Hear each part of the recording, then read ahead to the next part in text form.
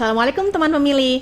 Dalam rangka mendekatkan diri dengan masyarakat dan sebagai alternatif dalam bersosialisasi, KPU Kota Jakarta Barat kali ini hadir lewat podcast. Nama podcast kita Triple S. Triple S kepanjangan dari Share and Sign Session. Kalau teman pemilih sering berkunjung ke medsos KPU Jakarta Barat, pasti sudah sering nih lihat kita bikin konten dengan nama yang sama. Kali ini kita hadir lewat podcast. Podcast ini bertujuan untuk berbagi ilmu dan pengalaman. Perkenalkan, nama saya Fitri. Saya akan menjadi host teman pemilih untuk episode podcast perdana ini. Alhamdulillah telah hadir bersama kita Bapak Wahyu Dinata, Ketua KPU Provinsi Daerah Khusus Jakarta. Selamat datang Pak Wahyu. Terima kasih Bu Fitri. Apa kabar Pak? Alhamdulillah. Sudah diundang di Triple S ya? Ya, Triple S Podcast Pak. Apa tadi Triple S? Share and Sign Sessions. Oh, Share and Sign Session. Oke. Terima kasih sebelumnya Pak Wahyu udah meluangkan waktunya pada hari ini. Nah, Pak Wahyu kan sekarang kan sebagai Ketua KPU Provinsi Daerah Khusus Jakarta ya? Oh gitu ya? Lah emang bukan ya? Oh iya. Iya. Ceritain dong Pak, sejak kapan berkecimpung di dunia kepemiluan? Ya, terima kasih teman-teman penikmat atau pemirsa Triple S ya. Ini sebutannya teman pemilih. Oh, teman pemilih. Oke, teman pemilih.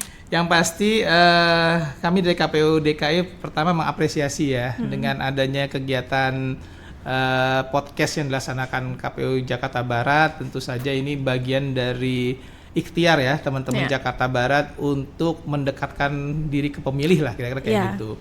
Yang pasti memang tadi kalau Bu Fitri menanyakan sejak kapan berkecimpung di dunia kepemiluan. Kebetulan saya pasca kuliah itu sudah aktif di kepemiluan ya.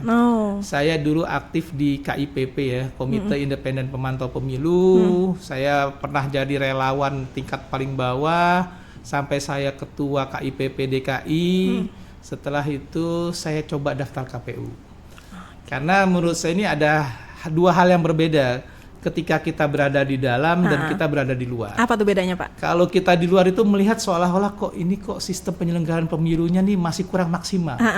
Ternyata kalau kita di dalam tidak semudah itu yang dibicarakan orang di luar. Jadi makanya kalau teman-teman pemantau pemilu itu ingin tahu ya persoalan dinamika kepemiluan ya coba jadi penyelenggara pemilu. Jadi berkecimpung langsung gitu ya Pak ya? Berkecimpung langsung biar tahu ya ternyata nggak mudah karena pertama kita di KPU itu kan dibatasi oleh peraturan perundang-undangan. Di kedua sifat KPU itu kan kolektif kolegial kan. Kalau saya waktu memimpin KIPP Jakarta kan posisi saya sebagai ketua atau leader yang memang bisa mengambil keputusan sendiri. Ya, dengan pertimbangan banyak hal kita mengambil keputusan sendiri dan itu yang terbaik untuk organisasi.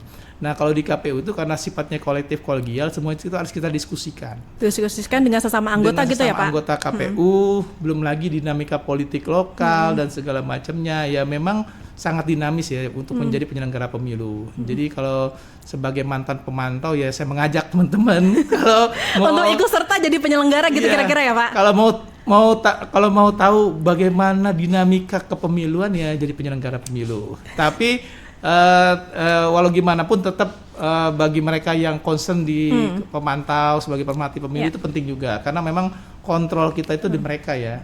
Ya alhamdulillah ketika di KPU saya kepilih jadi KPU Jakarta Pusat setelah itu 2 periode dan saya coba ikhtiar di provinsi ya alhamdulillah di provinsi dipercayalah untuk memimpin DKI Jakarta.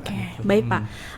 Nah kemarin kita baru selesai melaksanakan pemilu serentak ya Pak tahun 2024. Nah menurut Pak Wahyu secara umum gimana nih Pak pelaksanaan pemilu serentak kemarin di Provinsi Jakarta ini? Ya kalau secara umum ya pelaksanaan pemilu di DKI Jakarta bukan hanya menurut saya ya tapi menurut penilaian masyarakat banyak ya cukup baik ya baik.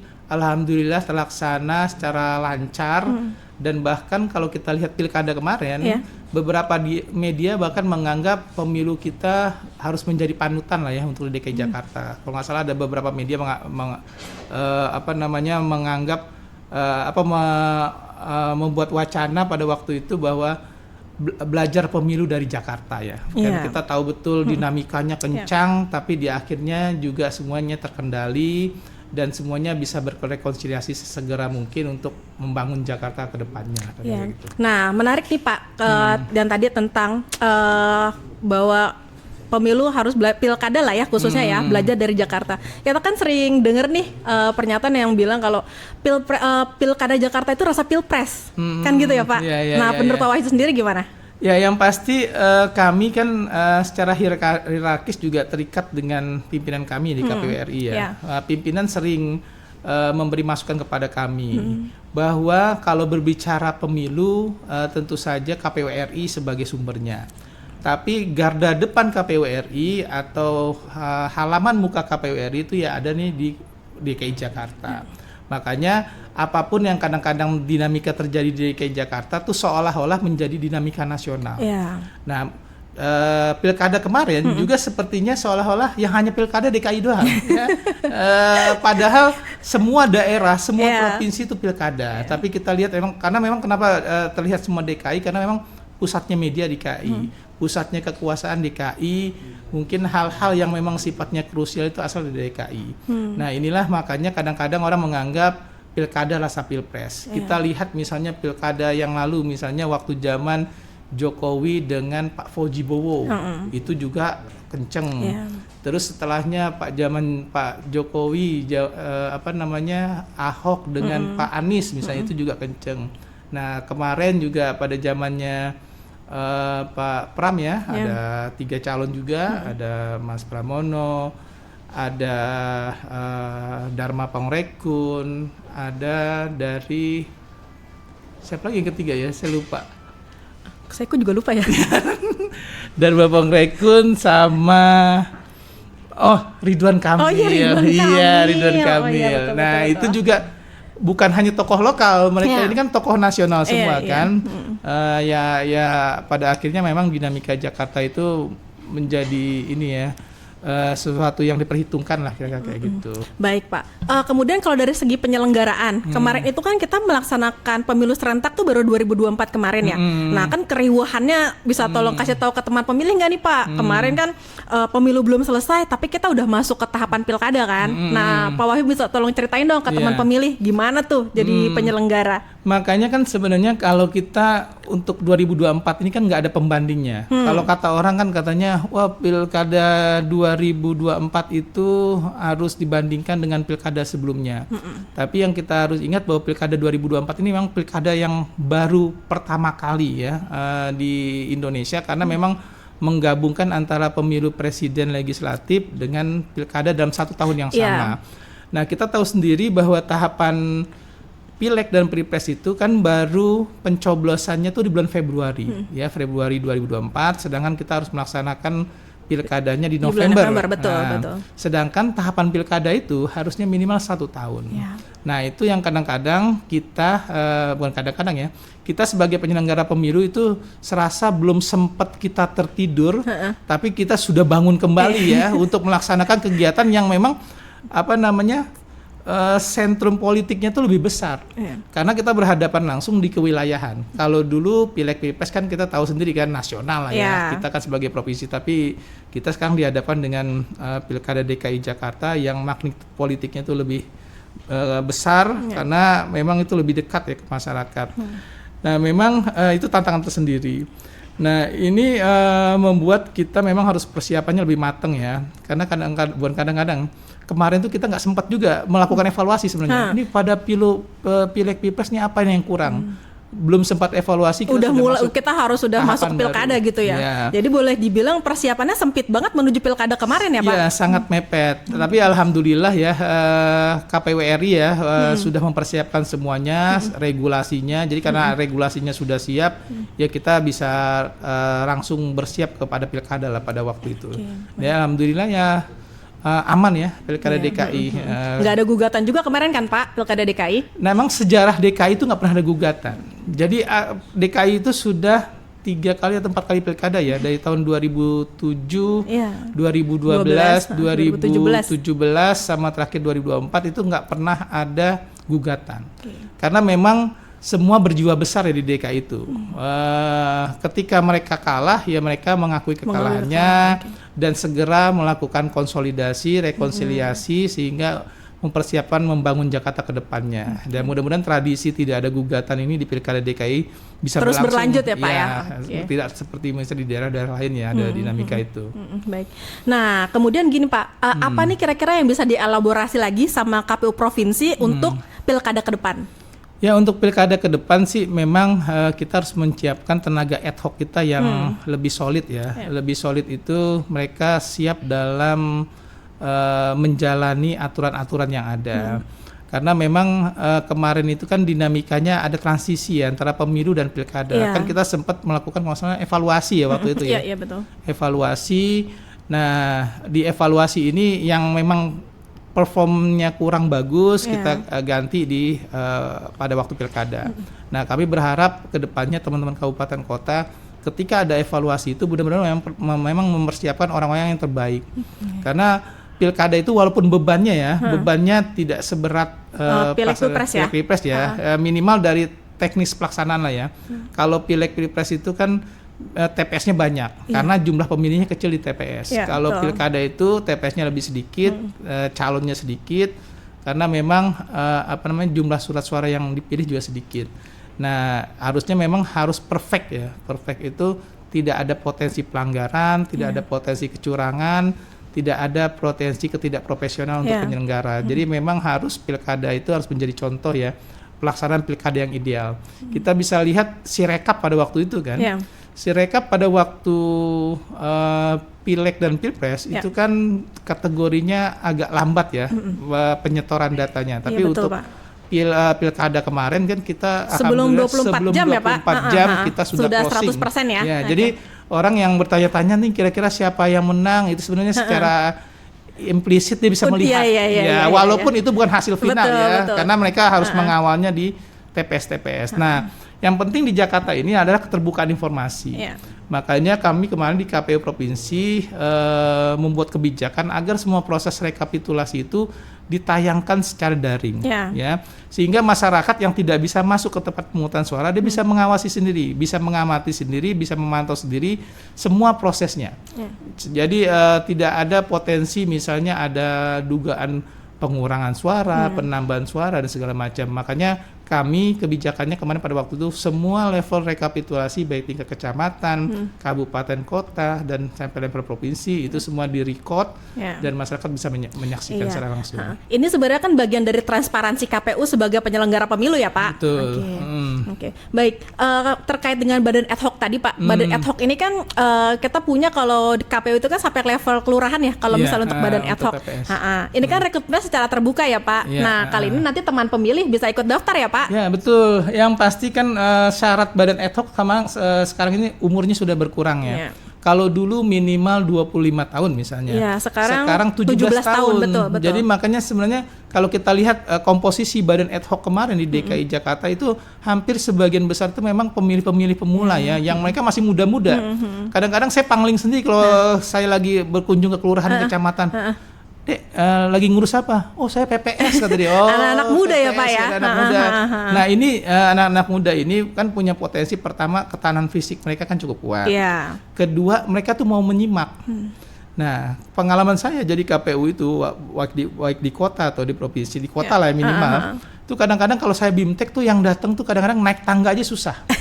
Karena memang BIMTEK-nya itu kan rata-rata di lantai 4 betul. Di aula-aula kuda tuh. Iya. Itu kayak perlu perjuangan. Waduh, mau naik tangga aja perlu perjuangan apalagi nanti pada penyelenggaraannya ya. Tapi alhamdulillah kemarin waktu saya monitoring BIMTEK itu banyak anak muda ya Pak? Iya, jadi nggak ada yang kesulitan naik tangga tuh, khusus lari dan mereka menyimak betul.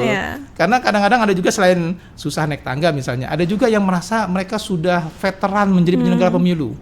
Dan bilang Pak saya sudah 5 udah berkali-kali dari pemilu ke pemilu gitu ya. Padahal kan di penyelenggara pemilu ini yang dipentingkan adalah bagaimana kita memahami aturan dan aturan kepemiluan itu setiap periodenya pasti berubah. Berubah terutama hal yang sifat teknis ya. Jadi mereka kayak misal penggunaan istilah daftar pemilih tambahan. Daftar pemilih tambahan itu di pemilu bisa jadi memang mereka yang pindah milih gitu kan, tapi daftar pemilih tambahan di pilkada istilahnya bisa jadi orang yang belum terdaftar sama sekali gitu kan. Perbedaan-perbedaan istilah di pemilu dan pilkada gitu ya. Tapi kemarin kan sudah kita sinkronkan ya, KPU RI sudah menyinkronkan, jadi yang dimaksud DPT di sini tuh ini segala macam ya. Makanya kalau memang mereka BIMTEK-nya tidak nyimak, ya tentu saja implementasi di lapangannya agak sulit ya. Nah kalau anak muda ini kan karena mereka penasaran gitu kan, kadang-kadang kita pertanyaan mereka kritis-kritis ya, kadang-kadang Pak kalau ini nanti gimana. Nah makanya itu sebagai penyelenggara pemilu yang harus dikedepankan, pertama harus meyakinkan masyarakat bahwa kita sebagai lembaga pemilu yang terpercaya. Nah kalau terpercaya itu kan orang jadi nggak terlalu suudzon sama kita kan. Nah untuk mengatasi seuzunan itu semuanya dilakukan secara transparan. Jadi prosesnya di TPS juga bagaimana kotak suara ditunjukkan itu kosong, dibuka lagi kosong, dihitung baik-baik dan segala macam. Nah itu biasanya teman-teman pemilih yang masih muda tuh lebih teliti ya. Kadang-kadang ngitungnya kan dibanting itu kan kayak main gaple. Tapi kalau yang senior-senior kan ngitung gini, seret gitu kan. Nah itu yang kadang-kadang membedakan pemilih penyelenggara pemilu yang masih muda atau yang mereka yang sudah senior. Oke, baik. Nah, kan sekarang kan udah selesai nih Pak, pemilu udah selesai, pilkada sudah selesai. Nah, sekarang KPU provinsi lagi sibuk apa Pak? Nah, ini yang harus diketahui oleh teman pemilih ya. KPU itu kerjanya bukan hanya menyelenggarakan pemilu pada hari pemungutan suara. Kalau kita lihat siklus penyelenggaraan pemilu itu ada 3 siklus ya sebenarnya yang dilaksanakan KPU. Pertama namanya pre-election atau sebelum persiapan kali ya Pak ya? Sebelum hari pemungutan suara atau persiapan pemungutan suara. Terus namanya election day-nya, di mana kita mempersiapkan TPS dan segala macam. Yang ketiga itu adalah post-election. Nah di post-election ini yang sedang dilaksanakan oleh KPU. Nah menurut RPJMN yang ada sekarang ini sebenarnya ada 3 program KPU ya pada proses post election ini. Pertama adalah melakukan pendataan pemilih berkelanjutan. Nah ini teman-teman pemilih penting nih. Teman-teman pemilih harus memastikan namanya sudah terdaftar atau belum. Apalagi yang mereka sudah berumur 17 tahun. Itu bisa cek biasa di Sidalih ya, di website KPU apakah nama dia sudah terdaftar itu atau terbuka belum. Untuk umum ya Pak? Siapa aja bisa ngecek ya Pak? Iya, nanti teknisnya ada hari-harinya tuh biasanya karena kemarin kan kita lagi perbaikan ya. Jadi tinggal cek sehingga ketika daftar pemilih berkelanjutan itu berjalan, ketika nanti ada pemilu atau pilkada ke depan kita datanya sudah siap. Kalau ada perubahan nama dan segala macam itu segera dicek di portal KPU. Kedua, kita juga melakukan perbaikan infrastruktur jaringan informasi ya. Nah, jaringan informasi itu di beberapa hal tuh kan ada beberapa kayak misalnya pendataan sipol berkelanjutan. Oh yang sistem, itu Pak, anggota partai politik itu ya Pak? Anggota partai politik berkelanjutan. Jangan-jangan teman-teman pemilih tiba-tiba namanya ada nih di anggota partai politik kan. Nah ini juga nanti bisa dikoordinasikan karena sipol berkelanjutan. Nah yang ketiga ini bagiannya itu adalah pendidikan pemilih. Nah ini yang dilaksanakan oleh Triple S ini nih, KPU Jakbar melakukan salah satunya ya Pak? Iya, pendidikan pemilih. Pendidikan pemilih itu penting karena memang salah satu domain KPU itu adalah melakukan pendidikan pemilih. Pendidikan pemilih itu untuk memastikan pada proses pemungutan atau pada hari pemungutan suara pemilih menjadi pemilih yang cerdas. Pemilih cerdas itu apa? Pemilih yang bukan hanya nyoblos doang. Ini kadang-kadang kan masyarakat kita kan ada ya Gen Z lah ya, habis nyoblos, foto-foto dan segala macam pulang. Betul. Nah ini mereka harus aktif, minimal jadi penyelenggara pemilu. Ya KPPS itu kan banyak itu kan. KPPS, kalaupun emang nggak malas jadi KPPS, minimal memperhatikan hasil pemilu di daerahnya. Jadi pas waktu penghitungan itu mereka hadir kan, oh suaranya ini yang menang ini, nanti cek apakah suaranya sama atau tidak. Nah makanya pemilih itu bukan hanya mencoblos tapi harus jadi pemilih yang aktif ya. Kalau saran saya sih coba jadi penyelenggara pemilu. Ya. Kapan lagi kita punya sejarah ya dalam perjalanan bangsa ini bisa ikut berpartisipasi menentukan pemimpin-pemimpin kita ya, termasuk presiden, wakil presiden, DPR, DPD dan sampai gubernur ya. Sehingga kita juga punya kontribusi lah buat bangsa dan negara ya, kayak gitu. Jadi sebenarnya bisa dibilang kayak gini ya Pak, kalau misalnya dibilang KPU nggak ada kerjaan nih kalau selepas pemilu, itu nggak benar gitu kan Pak? Sangat tidak benar, karena post election itu tugas kita lebih banyak sebenarnya, lebih banyaknya itu ya melakukan pendidikan pemilih gitu kan. Berarti kan program-program yang tadi baik pemutahiran data pemilih berkelanjutan tadi Pak, kemudian tadi ada juga terupdate sipol, itu akan terus berlanjut sampai nanti kita masuk tahapan lagi gitu ya Pak? Betul, sampai tahapan pemilu lagi. Jadi nanti ketika ada pemilu, kita nggak usah nggak mulai dari nol kira-kira gitu ya Pak? Partai politik nggak usah update lagi nih siapa pengurusnya, karena mereka setiap 6 bulan sekali diupdate. Begitu juga DPB ya, daftar pendataan PPDB ya, pendaftaran daftar pemilih berkelanjutan itu di tingkat kota 3 bulan sekali, untuk tingkat provinsi 6 bulan sekali. Jadi mereka bisa update lah. Kalau ada keluarganya meninggal nih, datang ke KPU, lapor ya Pak. Lapor nih surat kematiannya meninggal, dicek dari pemilih, kalau dia udah masih ada harus dicoret dari data pemilih gitu loh. Baik. Terakhir nih Pak, harapannya Pak Wahyu untuk pemilu ke depan dan untuk KPU Jakarta Barat juga nih Pak. Ya, harapan saya untuk pemilu ke depan ya tentu saja demokrasi ini kan perlu partisipasi ya. Demokrasi perlu partisipasi, dan tentu saja terutama teman pemilih ya. Teman pemilih ini yang kebanyakan Gen Z ini kan sebenarnya mereka yang masih idealis. Saya ingat betul pesannya Bung Hatta ya, Tan Malaka ya, yang mengatakan satu-satunya kemewahan yang dimiliki pemuda itu adalah idealisme. Nah, idealisme itulah yang memang kita perlukan untuk bagaimana demokrasi kita ke depannya agar lebih baik.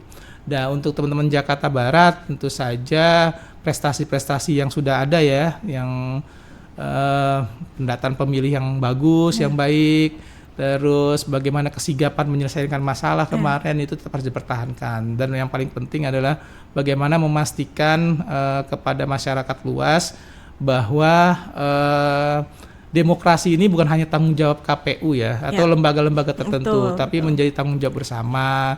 Concern kita kan misalnya kan biaya politik yang mahal misalnya, itu juga bisa kita netralisir kalau memang setiap orang punya tanggung jawab untuk membuat demokrasi ini lebih baik lah. Gitu. Baik teman pemilih, kira-kira itu ya podcast kita pada episode perdana kali ini. Pak Wahyu, sekali lagi terima kasih sudah meluangkan waktu pada hari ini. Sehat-sehat Pak. Terima kasih Bu Fitri. Terima kasih teman pemilih. Wassalam.